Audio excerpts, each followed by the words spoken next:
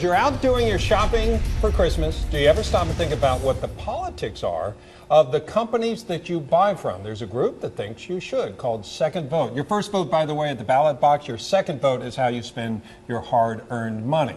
Chris Walker is the executive director of Second Vote, and he joins us to talk about how this app works and why it exists. Why do you think it needs to be out there? Well, we felt for a long time that companies have participated in the political process or donated to advocacy groups, and a lot of times it doesn't coexist with the value system that you might have as an individual shopper. So we wanted to do is give people information to make better decisions about where their money is going after they spend it.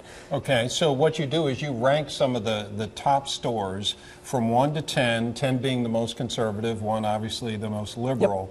Yep. And how do you expect people to use this? Well, we want people to rethink how they spend their money. You know, instead of just going immediately to a Starbucks to buy that cup of coffee, maybe to take a little extra time to look at the app and see if there might be a better alternative to, if you're a conservative, find an organization that better suits your value structure. So, right. Among them, can you give us an example of what some are ranked?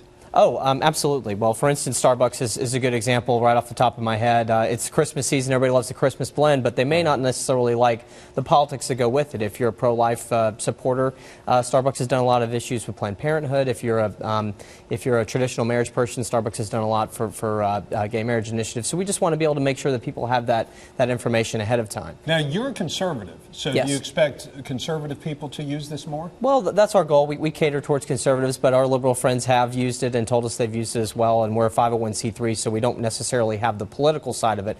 We just want to provide the information to help make conservatives have better decisions, but obviously our liberal friends can use it as well. But we want to help cater to conservatives the most because they're the ones that haven't really had a voice before. What about the argument that this is just creating more tension in the political world, and there's enough of that already? Well, the politics are already being played out. It's just a matter of us trying to help make people make better decisions about where they're spending their money.